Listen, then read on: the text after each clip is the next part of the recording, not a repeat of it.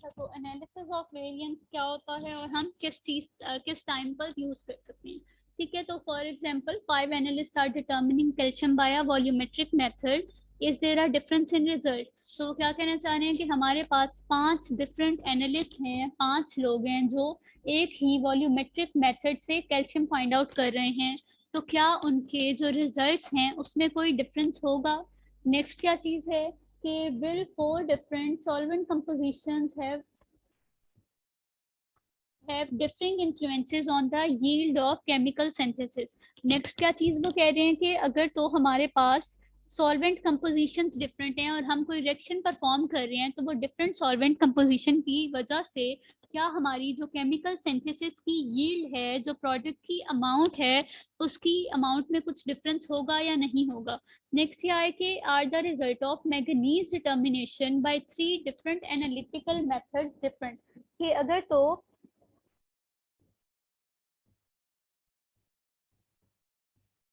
ये किसका link click नहीं हो रहा, एक सेकंड रुकिएगा। और लास्ट को क्या कह रहे हैं कि अगर हम any difference in fluorescence of a complex ion at 6 different levels of pH, कि अगर तो हम डिफरेंट pH पर किसी कम्प्लेक्स की फ्लोरेसेंस को चेक कर रहे हैं, तो क्या उन फ्लोरेसेंस की अमाउंट्स में डिफरेंस आएगा? तो ये जो डिफरेंस होता है, वेरिएशन होता है, यही हम किससे डिटरमिन करते हैं? एनोवा से। एनोवा क्या है हमारे पास? Analysis of variation. ठीक है, ए एन एनालिसिस, ओ से ऑफ और वी ए से वेरिएशन या एनालिसिस ऑफ वेरिएंस। तो वेरिएंस क्या होता है? वेरिएंस हमारे पास एक टेक्निक होती है जिससे हम डेविएशन कैलकुलेट करते हैं। इससे पहले हमने पढ़ा था स्टैंडर्ड डेविएशन। तो स्टैंडर्ड डेविएशन क्या होती है कि कितनी जो वैल्यू है वो ओरिजिनल या ट्रू वैल्यू से डेविएट कर रही है, कि उनमें डिफरेंस कितना आ रहा है। तो ये क्या होती है हमारे पास? स्टैंडर्ड डेविएशन होती है। और आज हमने वेरिएंस, अगर तो हम स्टैंडर्ड डेविएशन का स्केयर ले लें तो उसको हम क्या कहते हैं? उस क्वांटिटी को वेरिएंस कहते हैं। तो आज हमने फाइंड आउट करना है कि डिफरेंट मेथड्स की वेरिएंस। तो ये कुछ क्वेश्चन थे। नेक्स्ट क्या है कि in the situation we have are different values of characteristic called factors. ठीक है, इन सब सिचुएशन में एक कैरेक्टरिस्टिक ऐसी है जो डिफर कर रही है। ठीक है, तो अगर तो आप पहली वाली केस देखें, तो पहले केस में क्या है कि 5 एनालिस्ट डिफरेंट हैं, वॉल्यूमेट्रिक मेथड सेम है, तो 5 एनालिस्ट डिफरेंट हैं। नेक्स्ट में देखें तो हम सॉल्यूशन कंपोजिशन को डिफर कर रहे हैं। उससे नेक्स्ट में देखें तो मैग्नीज की डिटर्मिनेशन का जो मेथड है, एनालिटिकल मेथड, वो डिफरेंट है। उससे नेक्स्ट में हमारी पीएच की वैल्यूज क्या हैं? डिफरिंग फैक्टर है। तो ऐसी चीज जिसकी वैल्यू डिफर कर रही हो उसको हम क्या कहते हैं? फैक्टर कहते हैं। ठीक है, तो डिफरेंट फैक्टर्स हो सकते हैं किसी रिएक्शन के अंदर। पीएच फैक्टर हो सकती है, टेम्परेचर को चेंज करके हम वैल्यूज चेक कर सकते हैं किसी रिएक्शन की। इसके अलावा हम डिफरेंट मेथड यूज कर सकते हैं। तो जो चीज भी, तो जो भी ऐसी कैरेक्टरिस्टिक होगी जो डिफर कर रही होगी, उसको हम क्या कहेंगे? फैक्टर। अच्छा, in case of determining calcium, ठीक है, कैल्शियम की अमाउंट जब हम डिटर्मिन कर रहे थे तो हमारे पास फैक्टर का इंटरेस्ट क्या था? एनालिस्ट के जो परफॉर्म कर रहा था रिएक्शन, जो लोग परफॉर्म कर रहे हैं वो क्या है? डिफरेंट। तो इसमें फैक्टर क्या हो गया? एनालिस्ट। नेक्स्ट है हमारे पास के different values of factor of interest are called levels. ठीक है, तो जो डिफरेंट वैल्यूज होंगी उनकी, ठीक है, अगर तो हम पीएच फाइंड आउट कर रहे हैं, डिफरेंट पीएच पे कोई रिएक्शन परफॉर्म कर रहे हैं, तो फॉर एग्जांपल हमने पीएच यूज की 1 2 3 और इस पे हमने एक सेम रिएक्शन परफॉर्म किया, तो डिफरेंट जो वैल्यूज हैं फैक्टर की, पीएच क्या है? एक फैक्टर, कैरेक्टरिस्टिक डिफरिंग वैल्यू, तो उसको हम क्या कहेंगे? फैक्टर। अब फैक्टर की जो डिफरेंट वैल्यूज हैं उनको हम क्या कहेंगे? लेवल्स। तो 1 2 3 क्या हुए? लेवल्स, और पीएच क्या हो गया? फैक्टर। अच्छा, इसके अलावा comparison are made by measuring our response, और हर रिएक्शन से जो हमारे पास रिजल्ट आएगा उसको आप क्या कहेंगे? रिस्पॉन्स। ठीक है, तो जो रिजल्ट होगा डिफरेंट लेवल्स का उसको आप रिस्पॉन्स कहेंगे। In the case of calcium determination the response is amount of calcium. ठीक है, कैल्शियम की डिटर्मिनेशन में हम क्या फाइंड आउट कर रहे थे? कैल्शियम की अमाउंट। तो हर एनालिस्ट के केस में, हर लेवल के केस में क्या होगी? अमाउंट डिफरेंट होगी, तो रिस्पॉन्स क्या होगा? डिफरेंट होगा। अच्छा, नेक्स्ट में वो बता रहे हैं कि एनालिस्ट है पहले वाले रिएक्शन का जिसमें वो कैल्शियम डिटर्मिनेशन करा रहे थे डिफरेंट एनालिस्ट से, तो उस केस में एनालिस्ट क्या हो गया, फैक्टर हो गया। लेवल्स क्या हैं, एनालिस्ट 1 2 3 4 5, और रिस्पॉन्स क्या आएगा, जो भी एनालिस्ट कैल्शियम की अमाउंट को निकालेंगे, मेजर करेंगे, वो हो जाएगा उसका रिस्पॉन्स। इसी तरह सॉल्वेंट की कंपोजिशन 1 2 3 4, और जो भी यील्ड निकलेगी, किसकी यील्ड, जो ऊपर हम निकाल रहे थे, हाँ मैग्नीज की यील्ड, मैग्नीज की नहीं, कोई भी केमिकल सिंथेसिस है उन्होंने स्पेसिफाई नहीं किया हुआ, तो इस केमिकल सिंथेसिस की जो भी यील्ड निकलेगी वो उसका रिस्पॉन्स होगा। इसी तरह एनालिटिकल मेथड वाली एग्जांपल है नेक्स्ट। उससे नेक्स्ट क्या है कि पीएच। अच्छा, नेक्स्ट है कि factor can be considered the independent value. ये रिएक्शन परफॉर्म करने के लिए हम क्या करेंगे, हमने एक ग्राफ वगैरह बनाना होता है आगे, बाकी अपना रिएक्शन देखना होता है। तो जो हमारे पास फैक्टर है, फैक्टर क्या होगा, इंडिपेंडेंट वेरिएबल। इंडिपेंडेंट वेरिएबल्स क्या होते हैं, ऐसे वेरिएबल जो किसी दूसरी चीज के ऊपर डिपेंड नहीं कर रहे होते। कोई क्वेश्चन है किसी का, लाइबा? जी मैम, फ्लोरेसेंस इंटेंसिटी का बताएं। फ्लोरिसेंस इंटेंसिटी प्रोसीजर हम यहाँ पर नहीं पढ़ रहे। फ्लोरिसेंस एक ऐसा प्रोसीजर होता है जिसमें कुछ लाइट की एब्जॉर्प्शन होती है, और फिर वो जब लाइट को हमारा कंपाउंड एलिमिनेट करता है या ट्रांसमिट करता है, तो उसकी वजह से क्या होता है कि कंपाउंड में एक शाइन वगैरह प्रोड्यूस होती है, तो उस प्रोसेस को हम क्या कहते हैं, फ्लोरिसेंस कहते हैं। अच्छा, तो यहाँ पर हम क्या देख रहे हैं कि हमने एक फ्लोरिसेंस का रिएक्शन करना है, फ्लोरेसेंस चेक करनी है डिफरेंट कम्प्लेक्स आयंस की। तो वो फ्लोरेसेंस हम क्या कर रहे हैं, डिफरेंट पीएच पे चेक कर रहे हैं कि 1 2 3 4 5, मैंने 5 पीएच ले ली, और मैंने क्या करना है, इस कम्प्लेक्स आयन की फ्लोरेसेंस को चेक करना है। तो पीएच क्या हो गई, डिफर हो रही है, पीएच हमारे पास यहाँ पर फैक्टर हो जाएगी, और डिफरेंट लेवल्स, डिफरेंट वैल्यूज जो हैं पीएच की, वो क्या हो जाएंगे, उसके लेवल्स। और जो रिजल्ट निकलेगा, फ्लोरेसेंस की वैल्यूज निकलेंगी, हर किसी की चेंज होगी ना, जैसे पहले पीएच पर F1 आ गई, दूसरी पीएच पर F2 आ गई, तो ये चीज क्या होगा, इसका रिस्पॉन्स होगा। ठीक है। अच्छा, तो यहाँ पर हम क्या देख रहे थे कि जो हमारा फैक्टर होता है वो इंडिपेंडेंट वेरिएबल होता है, किसी चीज पर डिपेंड नहीं कर रहा होता। तो इंडिपेंडेंट वेरिएबल को आपको पता होगा किस एक्सिस पर लेते हैं, जो हमारा एक्स एक्सिस होता है, एक्स एक्सिस पर हम इंडिपेंडेंट वेरिएबल को लेते हैं। और जो रिस्पॉन्स है, रिस्पॉन्स किस चीज पर डिपेंड कर रहा है, हमारे फैक्टर्स के ऊपर, कि अगर हम पीएच चेंज कर रहे हैं तो हमारी जो रिस्पॉन्स की वैल्यू है वो चेंज हो रही है। तो रिस्पॉन्स किस पे डिपेंड कर रहा है, फैक्टर के ऊपर। अगर तो फैक्टर पीएच है तो पीएच के ऊपर। तो रिस्पॉन्स क्या होगा, डिपेंडेंट वेरिएबल, और डिपेंडेंट वेरिएबल हम किधर लेते हैं, वाई एक्सिस पर। तो ये एक ग्राफ दिखा रहे हैं आपको। तो इस ग्राफ के अंदर रिजल्ट्स दिए हुए हैं कैल्शियम की डिटर्मिनेशन के, और डिफरेंट एनालिस्ट वो रिजल्ट निकाल रहे हैं। ठीक है, तो मैंने 5 लोगों को, 5 स्टूडेंट्स को कह दिया कि कैल्शियम का, कैल्शियम की अमाउंट की डिटर्मिनेशन करें। तो वन ने क्या किया, तो तीन तीन हर किसी ने अपनी, हम क्या करते हैं रेप्लिकेट्स में वैल्यूज निकालते हैं कि 3 दफा एक ही रिएक्शन को परफॉर्म करते हैं, और फिर उसका मीन निकालकर हमारे पास क्या आ जाता है, रिजल्ट। तो हर एनालिस्ट ने क्या किया है, फॉर एग्जांपल एनालिस्ट नंबर 1 ने 3 वैल्यूज निकाली। एक तो उसके पास क्या आई है, 10 मोल, एक आई है 10.2 मोल, एक आई है 11.5 मोल। ठीक है, तो ये पहले एनालिस्ट की वैल्यू हो गई। हमने रिस्पॉन्स को प्लॉट किया वाई एक्सिस पर, और फैक्टर को प्लॉट किया एक्स एक्सिस पर, क्योंकि फैक्टर हमारा इंडिपेंडेंट वेरिएबल था और रिस्पॉन्स क्या था, डिपेंडेंट वेरिएबल। तो इसको हमने प्लॉट कर दिया। सेकंड एनालिस्ट ने भी 3 वैल्यूज निकाल ली, उन 3 वैल्यूज को भी हमने प्लॉट कर दिया। थर्ड ने 3 निकाली, चार ने, फोर्थ ने भी 3 निकाली, और फिफ्थ ने भी निकाली। So result from ANOVA study of determination of calcium by 5 analysts. Each analyst does determination in triplicate. हर किसी ने क्या किया है, ट्रिप्लीकेट में अपना जो एक्सपेरिमेंट है वो परफॉर्म किया है, 3 3 दफा वैल्यूज निकाली हैं। तो analyst is considered a factor. तो एनालिस्ट क्या है, हमारे पास फैक्टर है, और 1 से 5 क्या है, उसके लेवल्स हैं। ठीक है, तो 1 2 3 4 5 क्या है, फैक्टर के लेवल्स। अच्छा, तो इस एग्जाम्पल में अगर आप देखें, तो इस एग्जाम्पल में क्या हो रहा है कि हमारा सिर्फ एक फैक्टर यूज कर रहे हैं, सिर्फ एनालिस्ट को हम क्या कर रहे हैं, चेंज कर रहे हैं।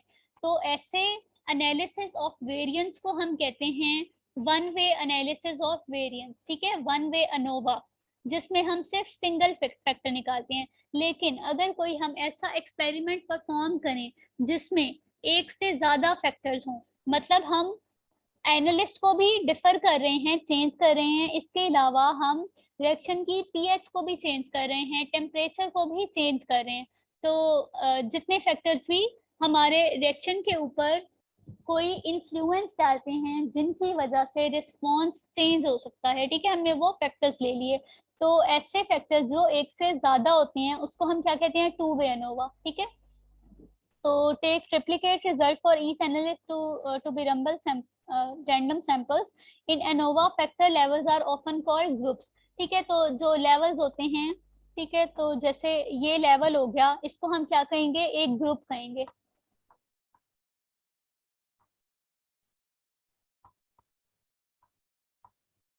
Basic principle of ANOVA is to compare between groups variation and within groups variation, ठीक है। इस चीज को अब प्रिंसिपल देखें कि एनालिसिस ऑफ वेरिएंस का मेन प्रिंसिपल है क्या। इसमें हमने फाइंड आउट क्या करना है, वेरिएशन फाइंड आउट करना है कि डिफरेंस कितना आ रहा है। किस चीज में डिफरेंस फाइंड आउट करना है, बिटवीन ग्रुप्स और with in groups. Between groups का क्या मतलब है कि एक वन ग्रुप में ग्रुप नंबर 1 और ग्रुप नंबर 2 का भी डिफरेंस हमने देखना है। और विद इन ग्रुप का क्या मतलब है कि ग्रुप नंबर 1 के जो डिफरेंट वैल्यूज आई हैं ट्रिप्लीकेट की, उसका भी डिफरेंस देखना है, ठीक है। तो हमने देखना है कि हमारे जब जब एक्सपेरिमेंट परफॉर्म हो रहा है डिफरेंस आ कहाँ कहाँ रहा है या कितनी वैल्यूज डिफर कर रही हैं। तो मेन प्रिंसिपल अनोवा का क्या है कि हम बिटवीन ग्रुप्स वेरिएंस देखते हैं और विद इन ग्रुप्स वेरिएंस देखते हैं। बाकी इसका आगे फॉर्मूला पढ़ते हैं। Here groups are different analyst और we do comparison of variation between analyst to within analyst variation, ठीक है। तो हमने क्या किया, डिफरेंट एनालिस्ट में किया और जो एनालिस्ट ने आगे ट्रिप्लीकेट्स की एक्सपेरिमेंट किए थे उनमें भी डिफरेंस फाइंड आउट किया। तो हम इसमें करते क्या हैं, मीन और स्टैंडर्ड डेविएशन का काम होता है वेरिएंस फाइंड आउट करने में। तो जैसे स्टैंडर्ड डेविएशन फाइंड आउट होगी वैसे ही क्या होगा, वेरिएंस फाइंड आउट होगा। तो इसमें आप देखें कि वो क्या कर रहे हैं कि मीन फाइंड आउट कर रहे हैं किसका, डिफरेंट फैक्टर्स का। तो पहले फैक्टर ने क्या किया, ये 3 परफॉर्म की, तो उसका हमने मीन फाइंड आउट किया, तो मीन की वैल्यू कहाँ आ गई, इधर आ गई। तो हर फैक्टर का, हर ग्रुप का हमने मीन कैलकुलेट कर लिया, ठीक है। तो इस तरह से मीन के डिफरेंस से हमें क्या पता चल जाएगा कि कितना हमारे डिफरेंट ग्रुप्स के दरमियान में वेरिएशन आ रही है। अच्छा, is there a difference in the result of 5 analyst determining calcium variation by volumetric method, ठीक है। तो हमने पहला हमारा क्वेश्चन था कि हमने क्या निकालना था कि 5 डिफरेंट जो एनालिस्ट हैं जो रिएक्शन को परफॉर्म कर रहे हैं, कैल्शियम की अमाउंट को डिटरमिन कर रहे हैं, तो क्या उनके रिजल्ट्स में डिफरेंस आएगा। तो difference is not significant when the variation between the group means is close to variation within group, ठीक है। तो अगर तो हमारा बिटवीन ग्रुप्स का जो वेरिएशन आ रहा है वो विद इन ग्रुप्स के इक्वल है या क्लोज है, तब हमारा डिफरेंस क्या होगा, सिग्निफिकेंट नहीं होगा। और हमारे रिएक्शन के जो रिजल्ट्स होंगे वो क्या होंगे, रिलायबल होंगे, ठीक होंगे। कि इतना ज्यादा जब डिफरेंस नहीं आ रहा डिफरेंट एनालिस्ट की रीडिंग्स के अंदर, तो हमारा जो हमने रिएक्शन परफॉर्म किया है या जो हमारा रिएक्शन मेथड है वो क्या है, रिलायबल, और हमारे रिलायबल रिजल्ट आए हैं। लेकिन अगर तो उनके दरमियान में वेरिएशन की वैल्यू जो है वो बड़ी है ग्रुप्स के दरमियान में, तब हमारा क्या होगा, डिफरेंस सिग्निफिकेंट होगा। ये यहाँ नॉट नहीं है, डिफरेंस क्या होगा हमारा, सिग्निफिकेंट, ज्यादा डिफरेंस है, तो तब क्या हमारा रिजल्ट रिलायबल नहीं होगा। अच्छा, तो एक हम टेस्ट यूज करते हैं, स्टैटिस्टिकल टेस्ट एनोवा के लिए, एनालिसिस ऑफ वेरिएशन के लिए। तो उस टेस्ट को क्या कहते हैं, एफ टेस्ट, ठीक है। तो अगर हमने किसी भी डिफरेंट मेथड्स की वेरिएशन फाइंड आउट करनी है या एनोवा परफॉर्म करना है उस पर, तो हम क्या करेंगे, एफ टेस्ट परफॉर्म करेंगे। तो देखते हैं एफ टेस्ट क्या होता है। एफ टेस्ट हमें बताता है, डिफरेंस बताता है बिटवीन टू मेथड, किस बेसिस पर, उनके स्टैंडर्ड डेविएशन की बेसिस पर, ठीक है। फॉर एग्जाम्पल मेथड नंबर 1 था, एक एनालिस्ट ने फाइंड आउट किया और दूसरे एनालिस्ट ने फाइंड आउट किया। तो हम क्या करेंगे, इन दोनों ग्रुप्स के स्टैंडर्ड डेविएशन निकाल लेंगे।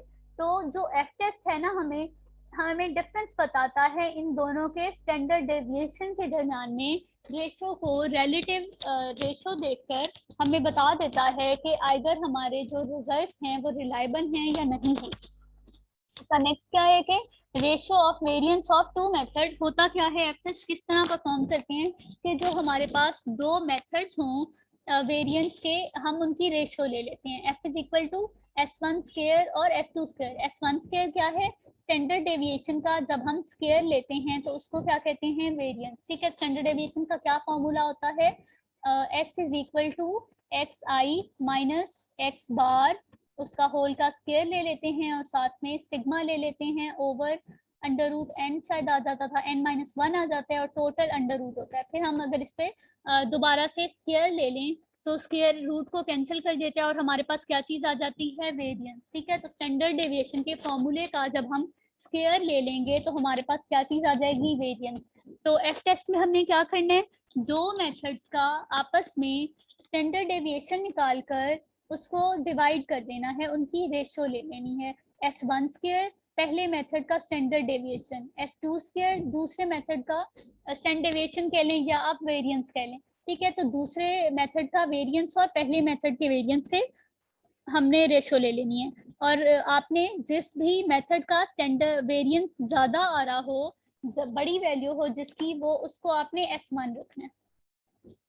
two different degrees of freedom V1 and V2 where degrees of freedom is defined as n-1 for each case। ठीक है, तो हर केस का अपना डिग्री ऑफ फ्रीडम होगा। डिग्री ऑफ फ्रीडम कैसे निकालते हैं हम, n-1 से। n क्या होता है, हमारे पास नंबर ऑफ वैल्यूज, या जैसे इन्होंने ट्रिप्लीकेट में परफॉर्म किया है तो n क्या होगा, 3। ठीक है, तो जितनी दफा भी किसी भी एक्सपेरिमेंट को परफॉर्म किया जाए उसको 1 में से माइनस कर लें वैल्यूज को, तो क्या आ जाती है हमारे पास, degree of freedom. A list of f values at the 95% confidence interval is given। ठीक है, तो जो हमारे पास f वैल्यू निकलती है ना, उसको हम एक टेबल के अंदर देखते हैं। एक टेबल में कुछ वैल्यूज दी होती हैं, 95% कॉन्फिडेंस लेवल पर होती हैं वो वैल्यूज। तो हम अपने 95% कॉन्फिडेंस लेवल पर जाकर उस टेबल में अपनी एफ टेस्ट की वैल्यू को कंपेयर करते हैं कि अगर तो वैल्यू लोअर आ रही होती है अब हमारे टेबल की टेबुलेटेड वैल्यू से, तो हमारे रिजल्ट्स रिलायबल होते हैं। अगर तो ज़्यादा आ रही है तो क्या होगा, हमारे रिजल्ट रिलायबल नहीं होंगे। आगे अभी वो टेबल भी देखते हैं। If calculated F value exceed tabulated F value at the selected confidence level. ठीक, फॉर एग्जाम्पल यहाँ इन्होंने क्या किया, कॉन्फिडेंस लेवल 95 लिया है, तो अगर तो वैल्यू एक्सीड हो जाए तो देयर इज सिग्निफिकेंट डिफरेंस, तो डिफरेंस सिग्निफिकेंट होगा और हमारे रिजल्ट रिलायबल नहीं होंगे। अच्छा, इससे पहले हमने कॉन्फिडेंस लेवल वाला टॉपिक पढ़ना था, कॉन्फिडेंस लिमिट। तो चलें इसके बाद पढ़ लेते हैं अगर तो टाइम बचता है, हमारा टाइम तो खत्म होने वाला है। चलिए ये टॉपिक तो पूरा करें। अच्छा, ये इन्होंने टेबल दिया हुआ है। V1 क्या है, ऊपर V1 आ रही है डिग्री ऑफ फ्रीडम किसी एक मेथड की, और यहाँ आ रही है डिग्री ऑफ फ्रीडम दूसरे मेथड की। ठीक है, अगर तो एक मेथड में आपके पास 5 वैल्यूज थी तो उसका V क्या आ जाएगा, 4, V1 4 आ गया। और अगर तो किसी मेथड में आपके पास 6 वैल्यू थी तो उसका n-1 करेंगे तो V कितना आ गया, V है हमारे पास डिग्री ऑफ फ्रीडम, तो V आ गया 5। ठीक है, तो V1 को हम 4 ले लेंगे और V2 को 5 ले लेंगे और देखेंगे कि F की वैल्यू क्या आ रही है। और ये टेबल किस पे है, 95% कॉन्फिडेंस लेवल पर। ठीक है, तो F की वैल्यू 5.19 आ रही है। तो अगर तो हमारी वैल्यू 5.19 से छोटी होगी तो हमारे रिजल्ट्स रिलायबल होंगे, अगर तो बड़ी होगी तो रिजल्ट रिलायबल नहीं होंगे। आगे एक छोटी सी एग्जांपल की हुई है इन्होंने, मैंने एग्जांपल ऐड अप नहीं की।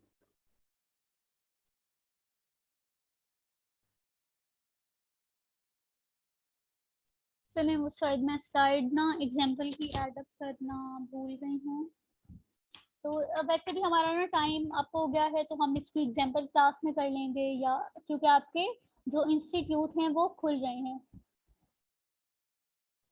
तो क्या था कि हमने एक एक्सपेरिमेंट परफॉर्म किया, उसकी वैल्यू आई हमारे पास 1.73 और उसका जो थी डिग्री ऑफ फ्रीडम्स वो क्या थी, V1 6 थी और V2 5 थी। ठीक है, तो हमने निकाल ली वैल्यू एफ की वैल्यू कैसी निकली, S1 का स्क्वायर, पहले मेथड की हमने स्टैंडर्ड डेविएशन ली, उसका स्क्वायर ले लिया, और नीचे दूसरे मेथड की स्टैंडर्ड डेविएशन का स्क्वायर ले लिया।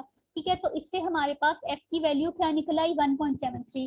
तो स्टैंडर्ड डेविएशन कोई ज्यादा मुश्किल बात नहीं है, हमने पिछले वाले लेक्चर में जिस तरह से निकाली है इसमें भी आपने उसी तरह से स्टैंडर्ड डेविएशन निकालनी है, सिर्फ एक लास्ट स्टेप थोड़ा सा डिफरेंट है। तो उसमें आपने जो वैल्यू निकाली वो कितनी आ गई, 1.73। तो अब हमने चेक करना है कि हमारी 1.73 वैल्यू रिलायबल है या नहीं है। तो हम देखेंगे V1 6 है और V2 क्या है, 4.95 निकला है, तो 5 ले लें। ठीक है, तो ये 5 आ गया, 5 और 6। तो इस पर देखें क्या वैल्यू बनती है, 4.95, और हमारी वैल्यू क्या थी, 1.73। तो 1.73 इज लोअर देन 4.95। ठीक है, तो इसका क्या मतलब हुआ कि हमारा जो दोनों मेथड हैं उनमें सिग्निफिकेंट डिफरेंस ज़्यादा नहीं है, और हमारे जो मेथड्स हैं वो प्रिसाइज हैं, प्रिसियन है हमारे रिजल्ट में। ठीक है, तो ये आपके पास एक एग्जांपल भी हो गई एफ टेस्ट की। इसके अलावा भी आप बुक में देख लीजिएगा, एफ टेस्ट की अगर कोई एग्जांपल दी हुई है कहीं भी किसी भी बुक में, तो आप उससे इस टाइप की एग्जांपल सॉल्व कर लीजिएगा अपनी प्रैक्टिस के लिए। The ANOVA technique is important in context of all those situations where we want to compare more than two population। ठीक है, कोई भी अब रिजल्ट जहां हमने दो पॉपुलेशन को आपस में कंपेयर करना है तो वहां पर हमारी एनोवा टेक्निक बहुत ज़्यादा सिग्निफिकेंट होती है।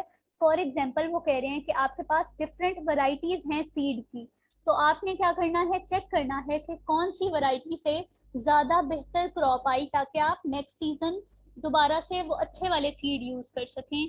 तो आप क्या करेंगे कि डिफरेंट सीड की जो वैरायटी होगी उसके वैल्यूज लेकर, उसकी यील्ड की वैल्यूज लेकर, ठीक है, जितनी क्रॉप उसने प्रोड्यूस किया ना उसका आप वेट करेंगे, तो उसके यील्ड की वैल्यू लेकर आपस में कंपेयर कर लेंगे, उनके स्टैंडर्ड डेविएशंस निकाल कर एफ टेस्ट परफॉर्म कर लेंगे। या अगर आपने चेक करना है अपनी गैसोलीन की माइलेज को डिफरेंट ऑटोमोबाइल्स में, तो डिफरेंट कार्स हैं आपके पास, आपने किसी गैसोलीन की चेक करनी है कि कौन सा मॉडल कार का किस तरह कितनी माइलेज दे रहा है। तो आप क्या करेंगे, इन चारों का जो भी रिजल्ट आएगा माइलेज का, उनकी वैल्यूज निकाल के स्टैंडर्ड डेविएशन निकाल कर आप क्या कर सकते हैं, आपस में उनकी वेरिएशन बता सकते हैं। सॉरी मैम, दोबारा बताएं माइलेज क्या होता माइलेज होता है कि कोई भी एक कार या बाइक या कोई भी व्हीकल ले लें आप, वो कितने माइल्स कवर कर सकती है किसी, जैसे आपने 1 लीटर पेट्रोल पर कितने माइल्स कोई कार चली। ठीक है, तो ये इसकी क्या हो जाती है, माइलेज हो जाती है। तो अगर तो आपने किसी गैसोलीन की या 4 डिफरेंट कार्स की माइलेज चेक करनी है तो उसके लिए आप क्या कर सकते हैं, उनका यही वाला एनालिसिस ऑफ वेरिएंस परफॉर्म कर सकते हैं, या एफ टेस्ट कर सकते हैं उस पर। ठीक है, तो ये हमारा एनोवा का टॉपिक कंप्लीट हो गया करना। तो आज हमने कॉन्फिडेंस लिमिट भी था, लेकिन अब उसके लिए टाइम नहीं है, आपका लेक्चर एंड हो गया। इससे नेक्स्ट तो आपकी खुल जाएगी यूनिवर्सिटी, फ्राइडे को इंशाल्लाह फिजिकल लेक्चर होगा।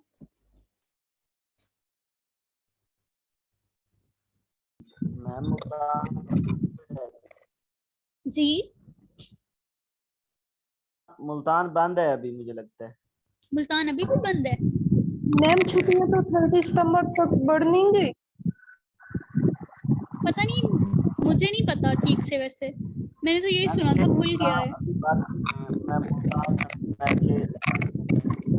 लेकिन उन्होंने कहा नहीं था कि स्ट्रिक्ट SOPs के साथ ओपन कर देंगे। मैम तो कल यही आई है कि